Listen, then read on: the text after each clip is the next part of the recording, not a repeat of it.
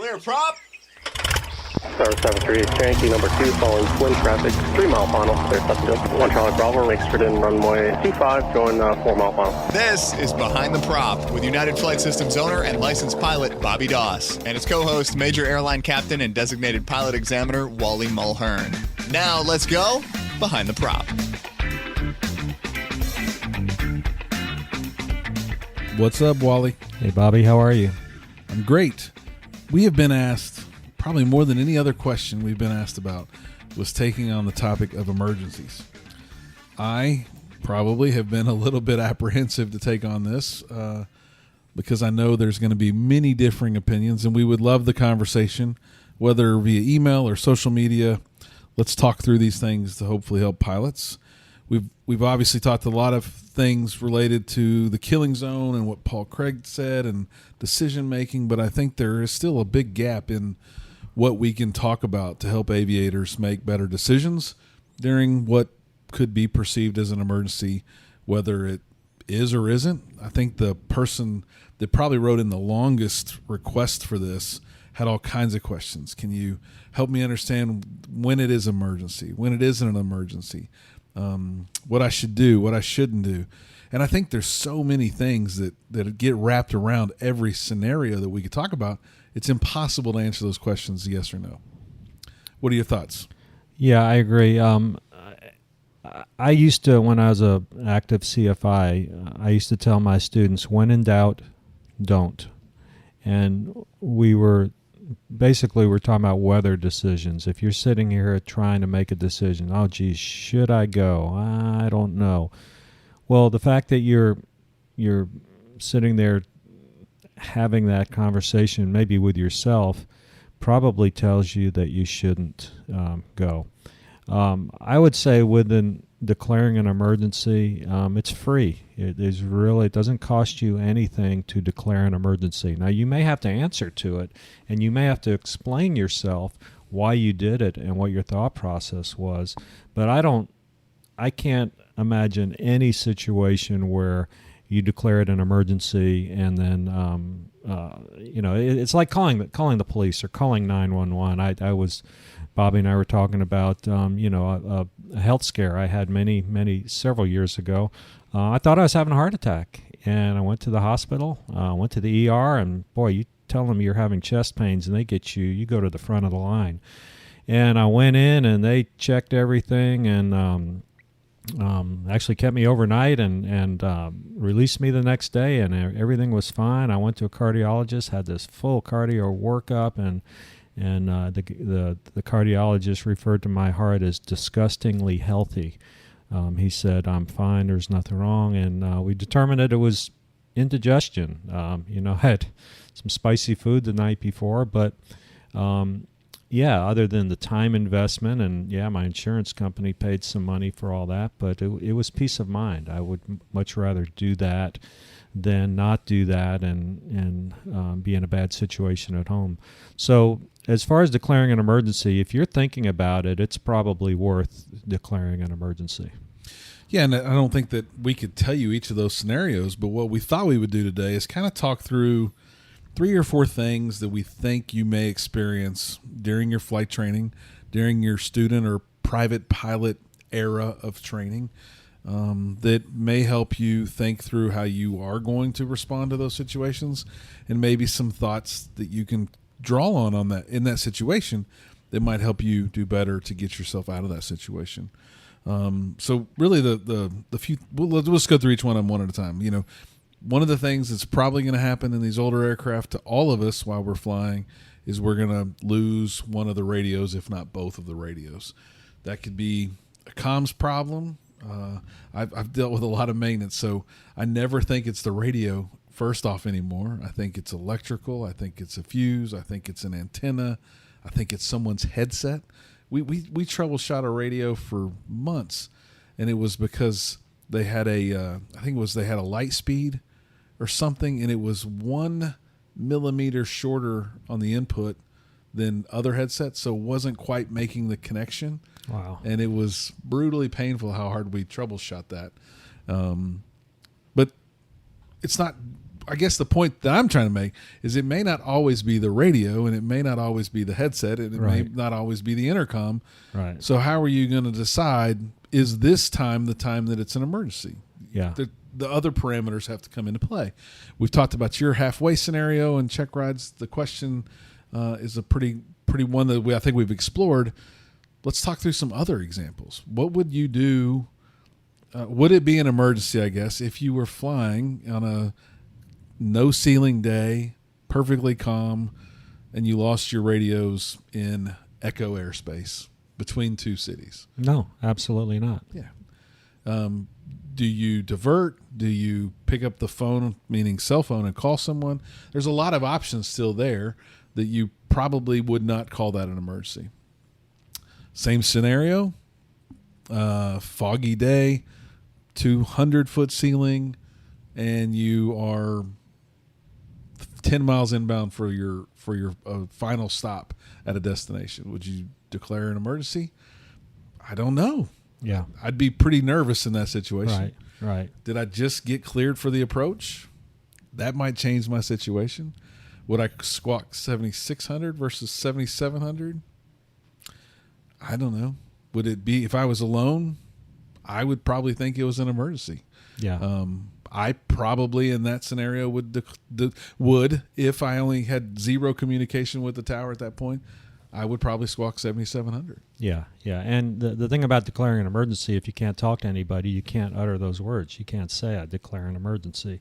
So basically, your only option is to use your transponder. And, of course, if there's a total electrical failure and you're in the clouds, your ability to navigate is going to be compromised. And obviously your ability to squawk 7,700 is compromised. So that's kind of a different situation, a total electrical failure. Yeah, let's just hope it's the radio still in that scenario for sure. Right. But that could get hairy. Yeah. I'm going back and looking at my flying career, a lot of hours. I can only think of one time where I said the words, I declare an emergency, and it was over a medical emergency. A passenger in the back. We were going into Los Angeles, and we were probably on about a 10 or 12 mile final approach, ILS or visual approach to 25 left, and we got a call from the back from the flight attendants that which we were in sterile cockpits. So the fact that they were calling us told me that something was. It was pretty important, and I answered, and they said they had a customer who appeared to be not breathing, and they had him out on the floor, and they had a doctor, and they were performing CPR on him. And I just picked up, I was wearing a headset, so I just keyed the mic, and I said, we're declaring an emergency. We have a passenger who is unconscious and not breathing, and they switched us to the inboard runway, and it was amazing how fast they were able to get traffic out of our way. We got to the gate really fast, and I don't know if it was a time thing, but as I checked up, the guy was alive when he went in the terminal on the gurney with the paramedics. So that's just one example of an emergency we might not deal with in general aviation, but 24,000 hours, and you've declared one, which was not equipment, was not situational, was someone else that you were trying to take care of, shows that it's probably going to be few and far between, and that we'll never be ready for the one when it happens. But it's probably likely that we'll all declare one at some point. We talked about radios, and that turned into a little bit of electrical, but I mean, electrical is one that I think in these GA aircraft that I fly is the one that I think I'm going to experience at some time. It's not a matter of if, but more when. And when I do experience it, I think it's going to be those outside external factors that are going to decide whether or not I call or declare an emergency, depending on if I even can vocalize that emergency. In this example, let's talk a little bit more about some of the other questions that this person asked in their write-in to us. Maybe some timing of things. Like we simulate this engine failure a lot in check rides and in practice, and we do things, as we've discussed often, by the checklist and 7,700 is like number 19 out of 20. You joke and think that we should all move that up, which I got to agree that makes a lot of sense. Yeah. Why? Let's talk through the reasons why squawking 7,700. If we decide to declare an emergency for an electrical failure or an engine failure, why does that make sense to do it earlier instead of later? Well, 7700 is obviously a transponder code, and you get down too low, and the ground-based equipment that we're using to read transponder codes can't pick you up. So if I'm at my farm that's out in the middle of nowhere, and I got an airplane, and I go out and sitting on the ground, turn the transponder on, in all likelihood, air traffic control is not going to pick you up. They're not going to pick you up until you're in the air. And the longer they can see you on that code, just the better off. I've got FlightAware on my phone, which most of you probably do. I've got it set up to where I get a text if an airplane squawks 7,700 anywhere in the world.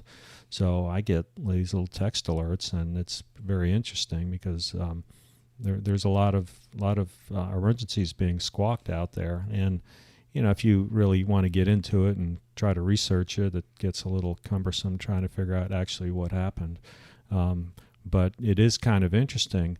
What I see when we practice this or evaluate this maneuver on check rides is maybe we're up at 3,000, 4,000 feet, something like that, and we simulate an engine failure. Well, most of our airplanes, we have two checklists we go through. The first checklist is the engine failure in flight checklist, say, and basically the gist of that checklist is trying to get the engine restarted. And almost everything on there has to do with fuel control, mixture, primer, carb heat, which really, I guess you could say, has a little bit to do with fuel. But the first checklist that we're trying to do is to get that engine restarted. And then typically, if the engine will not restart, we go into a landing without power or forced landing checklist or whatever the checklist may be called. And it has you shut things off. And usually toward the bottom of that checklist is squawking 7,700. So we wasted all this good time to where if we really had an emergency, we really lost the engine, maybe if we'd have squawked that 7,700 a little bit earlier, ATC could get a very good pinpoint of our location. Because if we go down, we want ATC to be able to tell the authorities where we are. No doubt. There's the radios are pretty important at that time frame too, and we talk about it, and I think I practiced it, and I'm sure everyone that you evaluate goes through the same scenario of, okay, I've lost my electrical system, or I guess more in this case, losing my engine. I want to change the radio to 1.5 because that's what I've been taught to do. Is that something that you would advise if a student or a pilot thinks they're having an emergency, always to switch to 1.5? I would say to switch to 1.5 if you don't know who else to talk to. If you're leaving, let's say, a Class D airport, and you are on the tower frequency, and you're heading away from the airport, let's say you're 15 miles out. You're technically out of the airspace of the Class D airport. But you still got the tower frequency tuned in. You've developed a contact with the tower, although you're leaving the airspace and you're perfectly free to leave the frequency. If I can call up and say, in our case, Hooks Tower, Cessna 123, 15 miles west, we've just lost our engine. I'm just gonna stay with that guy. I'm not gonna try to reestablish a contact with another frequency on 120.15. But if you're not talking to anybody, 120.15 is always a good go-to place. And a Delta, a Charlie, any tower is going to have the means to get you the help you need, right? They're just going to talk to the other people that may need to help you get what you need to get. Right. Right. The reason the reason I think I wouldn't change in this, obviously I'm talking to someone and I would want to be talking to someone, but I don't want to try to change it and get it wrong, you know? Yeah, you might dial in 122.5 and you think you're talking to somebody, and 122.5, who knows what that is. Yeah, that could be a time-sensitive scenario that you don't want to interact with for sure. Right. So let's talk through some of these electrical problems. We did an alternator and electrical system show a while back, but it was probably a month or so ago at the flight school here. We had an electrical failure of some sort. We weren't sure what. The student and CFI were in the plane. The CFI had a Bluetooth headset with a cell phone connected. Ultimately made contact with the tower as the radio started to get intermittent or weak. Obviously seeing that the battery's draining, the CFI made that phone call and was cleared to land over the phone. I believe he did squawk 7600. I was watching him on FlightAware because the tower alerted me that one of our planes had reported a radio problem. And at some point on FlightAware, he disappeared or stopped moving, was 1,400 feet in the air, so I knew he didn't just disappear, right? But his ADS-B signal must have quit working, so FlightAware didn't see him anymore. I walk out on the ramp. Shortly thereafter, he taxis in, gets out of the plane, and you can see he's elevated emotionally, right? Heart's pumping, and congratulate him on a job well done. He did not declare an emergency because it wasn't, right? I mean, we know the engine's not going to stop. Right. And I think I sent you a text and said, well, we finally had an alternator failure. And I think your response was something to the effect of, I bet it's not the alternator. And I was so sure this time that it was the alternator. I was about to bet on it. And guess what?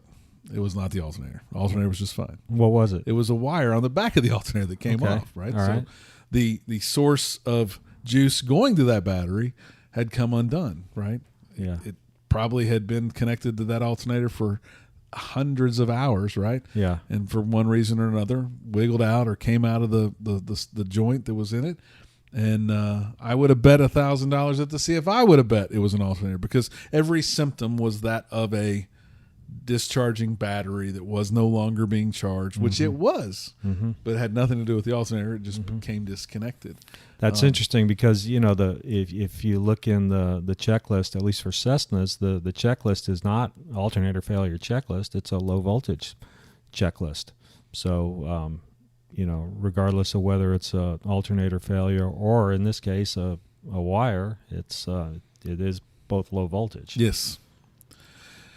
So, in what case can you give us an example, Wally, of where an electrical problem may be an emergency? What would you think about and declare an emergency if it was an electrical failure or a low voltage scenario? Yeah. Well, it first of all, I mean, if there's smoke involved, then there's fire, and that's absolutely an emergency. Yeah, no question. So that's the one I fear the most. Yeah, no question. Yeah. At this point, I think you have to know your airplane. You have to know your environment. If you're going into a place where you're having to fly an instrument approach, and all your navigation and communication radios are electrical, well, you've got a limited time.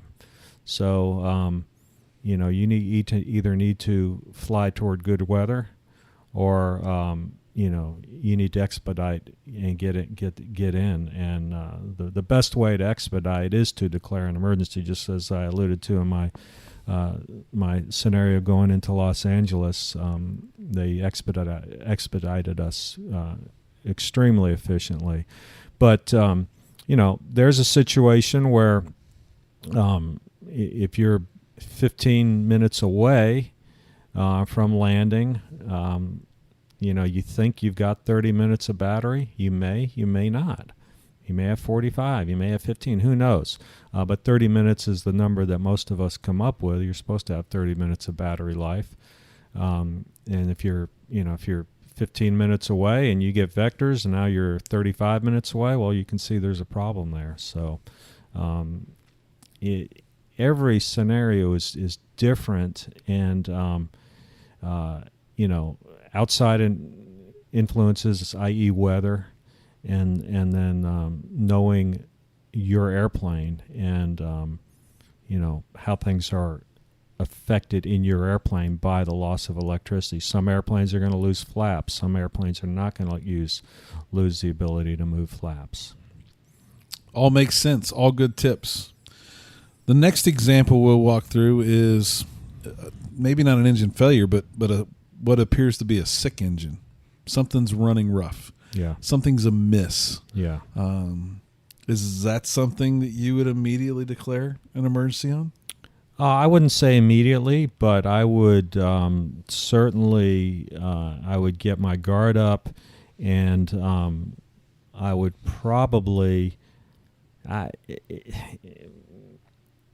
it's hard to say. I mean, every scenario is different, but I am definitely looking for an airport to land at if I think I've got an airplane with an engine that's being sick. I mean, you could use the scenario of we've all had little stomach aches, and you may walk into a public building, and maybe the first thing you look for is, well, where's the restroom, just in case I need to get over there.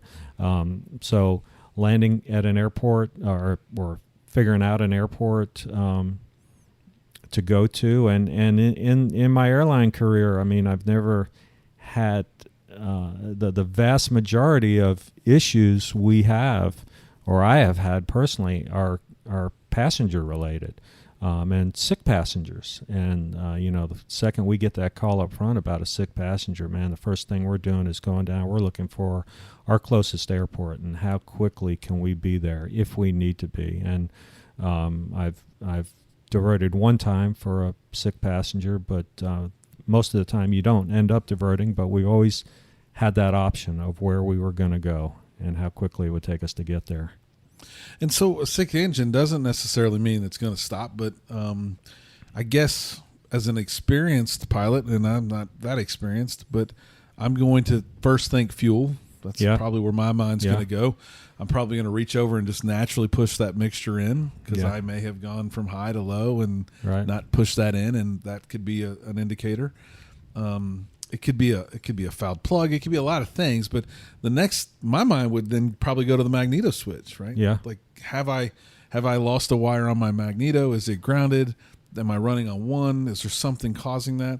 And I would probably go through left and right and both and see if I had something different. Yeah. Very possible. My chief has a real example of doing some maneuvers and the engine immediately got extremely rough. He describes it as the scariest thing that can happen to you in an airplane.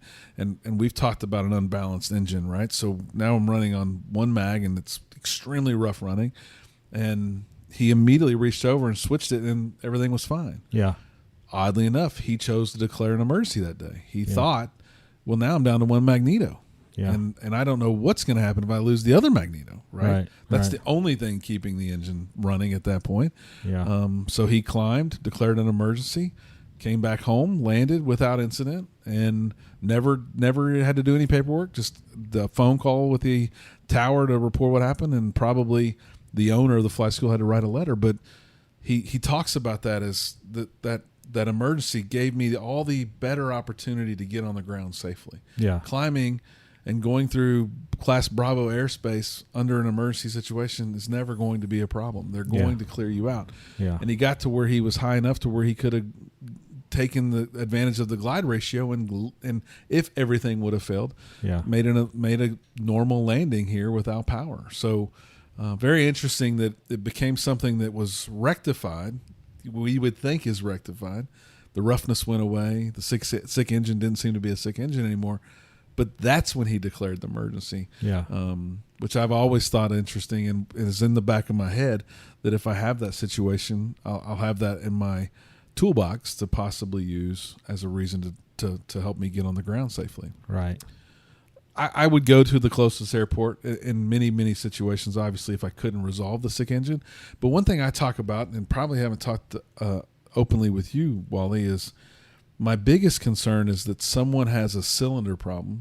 One of my biggest concerns is a student has a cylinder problem on a cross country, and they decide to put it down in a field because they don't really know how to diagnose that. They don't know how to understand what's going on, and they don't know the roughness is so scary that they take that opportunity to not understand if they still have airspeed and if they're holding lift and maintaining altitude and those sorts of things. I think it would have to be every scenario and everybody in that scenario to really be able to diagnose and go through what am I going to do here. Right.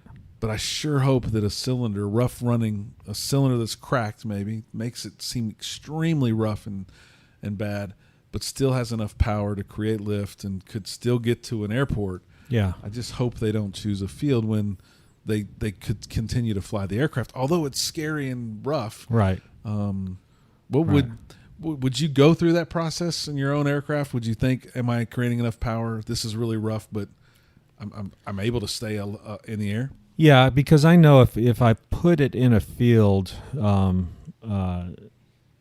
chances are very good we're going to significantly damage the airplane. And again, that's not a huge concern, but the chances are very good that we're going to hurt people on board the airplane landing in a field.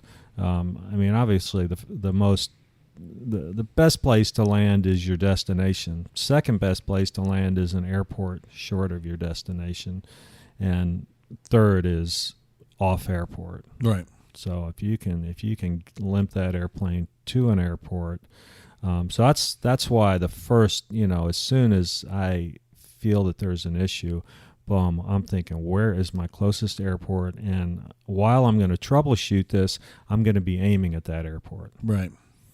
I just think airspeed and altitude are both key, and if you got them, I might keep going if I'm not seeing smoke and I'm not thinking more problems are happening. Yeah. But every situation is going to dictate a different response. Yeah. The last one we'll talk about that I've seen be an emergency, and I've seen it not be an emergency, is a bird strike. Yeah. We have some really big birds around here. I've seen a bird strike on the chord line of a wing that you would be impressed with how much damage a bird on the chord line of a wing can do. And I've seen a twin engine aircraft with a bird that went through the windshield and created a lot of blood and guts. And neither one of those, oddly enough, were declared emergencies. But were both significant to the pilots for sure. But there were reasons why they were really close to fields, and meaning airports, and they landed without incident. And I think that they still had comms, so they just talked themselves through it. But I can definitely see where a bird strike could be an emergency and a bird strike might not be an emergency. Yeah. Part of it is just recognizing what happened. Because, unless the bird hits you head on, you may not really know what it is. You may just hear something. You may feel something if it's out on the wing. And, of course, by the time you have the wherewithal to look out at the wing, there may not be any evidence of it. There may be a dent or something like that. But it takes a while, and probably most of the people have watched the movie with Sully and the Miracle on the Hudson. They're talking about reaction time. And there is something to be said for that. It takes a while for the brain and everything to figure out, okay, what just happened? I know something happened, but I'm not really sure what happened. I think that could be an issue with a bird strike. I had one very early on in my career, and it hit right on the cowling and did quite a bit of damage to the front of the cowling. But we did see something, but it took a while to figure out that we hit a bird. Yeah, calling out the Sully thing is a good one, because I thought it was interesting through that trial that they ultimately talked about that. And when they made those people wait, I think it was like 13 or 14 seconds, they all failed to accomplish the mission of getting back to the airport because it took just enough time for them not to be able to get there. And I don't know how I would react. If you watch any YouTube videos, it is shocking how fast a bird strike happens when it goes in through the windshield. Yeah. And then how much noise and damage and the emotions that you must be going through to think, I never thought I was going to fly an open canopy airplane. Yeah. And all of a sudden you are with a dead bird in your lap. Yeah. It's going to change things. And I think each and every one of us will have to decide if it's an emergency or not. Mm-hmm. But I guess keep your wits about yourself, react, and then do what you can to land in an airport. That's number one for sure. Yeah. I don't know if we answered everybody's questions as it relates to emergencies, but this was our first best step effort to answer your questions. If you have more things you would like us to cover on the show, please send us an email, bobby@behindtheprop.com or wally@behindtheprop.com. As always, fly safe and stay behind the prop. Thanks for listening. Thanks for checking out the Behind the Prop podcast. Be sure to click subscribe and check us out online at behindtheprop.com. Behind the Prop is recorded in Houston, Texas. Creator and host is Bobby Doss. Co-host is Wally Mulhern. The show is for entertainment purposes only and is not meant to replace actual flight instruction. Thanks for listening, and remember, fly safe.